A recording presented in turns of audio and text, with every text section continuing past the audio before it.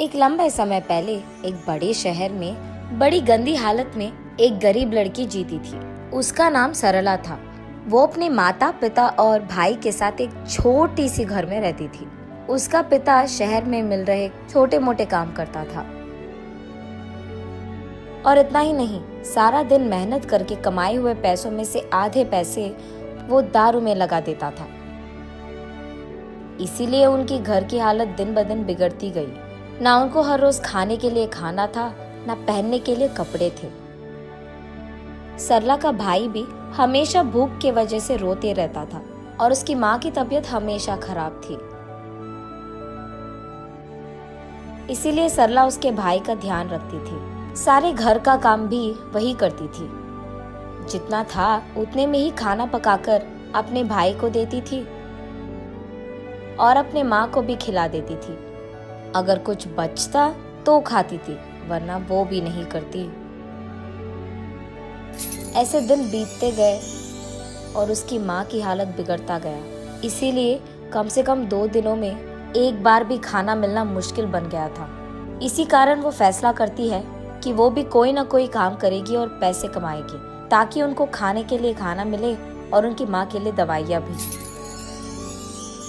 उसके बाद वो अपने एरिया में कुछ बच्चों से गुलाब के फूल खरीदती है और उसके बाद ट्रैफिक सिग्नल में जाकर उन्हीं फूलों को बेचने लगती है। ऐसे दिन पूरा खाए बिना सोए बिना मेहनत करके कमाए हुए कुछ पैसों से वो अपने भाई और माँ को खाना देती थी। बचे पैसों से वो जब अपनी माँ के लिए दवाइयाँ खरीदने जा रही थी, वहां उसका पिता आकर, ये सब खाने के लिए तुम लोगों को पैसे कहाँ से आए? तब सरला घबराते हुए, वो आज पूरा दिन मैं ट्रैफिक सिग्नल के पास फूल बेचकर कमाए हैं पापा। कुछ पैसे बचे हैं क्या? हाँ? कुछ बचे हैं पापा, माँ के लिए दवाइयाँ खरीदने जा रही हूँ। ठीक है, इधर दे दो, मैं जाकर लेके आऊंगा दवाइयाँ। मैं जाकर लाऊंगी ना पापा। पैसे दो इधर, दवाइयाँ लाएगी दवाइयाँ।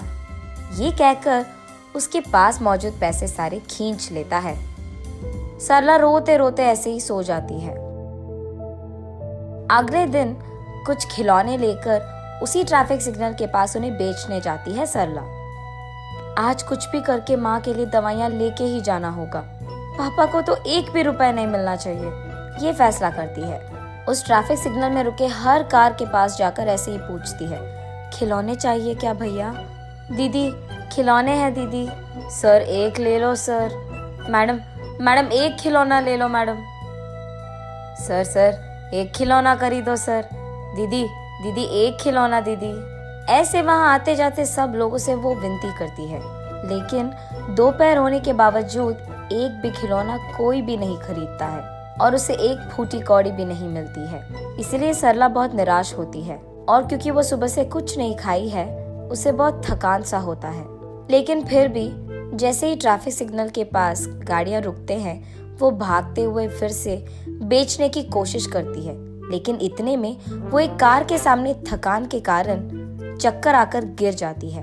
जब आंखें खोलकर देखती है तो सरला एक बड़ी सी घर में और बड़े से बेड पर सोती रहती है और वहां मौजूद 2 आदमी, मेरा नाम सुरेश है बेटी और ये मेरी बीवी है सुमति। तुम चक्कर आकर गिर गई थी, इसलिए हम तुम्हें घर ले आए। तुम फिक्र मत करो, ऐसे कहते हैं। तुम्हारी नाम क्या है बेटी? मेरा नाम सरला है, मुझे घर जाना है। तुम कहाँ रहती हो बेटी? हम यही सिग्नल के पास मौजूद बस्ती में रहते हैं। हम तुम्हें खूब पढ़ाएंगे, तुम हमारे साथ रह जाओगी क्या?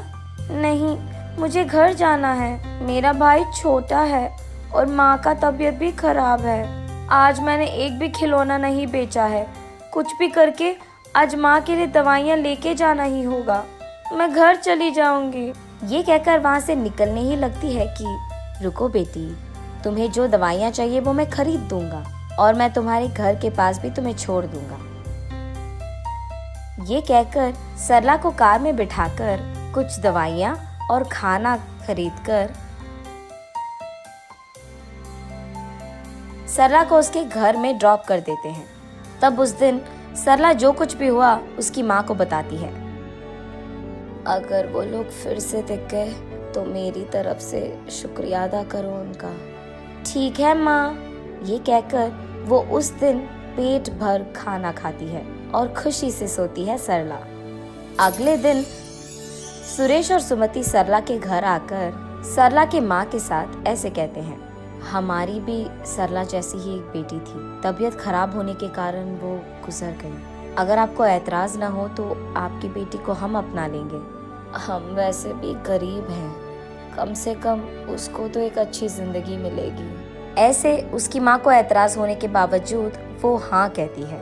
माँ, मैं नहीं जाऊंगी माँ, तुम्हें छोड़कर नहीं जाना मुझे। ये कहते हुए सरला रो पड़ती है। तब सरला को वो लोग समझकर ऐसे कहते हैं, तुम्हारा सारा परिवार हमारे साथ रह सकता है। हमारे तो रिश्तेदार भी नहीं है और औलाद भी नहीं है। हमारे पास बहुत सारे पैसे हैं और तुम सबका देखभाल हम कर सकते हैं। सरला की माँ को ये बात मंजूर होती है। तब सुरेश और सुमति सरला के साथ उसकी सारी परिवार को उनके घर ले जाते हैं। अगले ही दिन से सरला एक बड़ी पाठशाला में पढ़ने के लिए जाती है और सरला के भाई को खेलने के लिए बहुत सारे खिलौना खरीद कर देते हैं। सरला की माँ को भी एक अच्छे अस्पताल में इलाज करवाते हैं और सरला के पिता को काम करने के लिए एक अच्छी नौकरी देते हैं। ऐसे उस गरीब लड़की सरला को सुरेश और सुमति के कारण एक अच्छा जिंदगी मिलता है और उसके साथ साथ उसके परिवार को भी।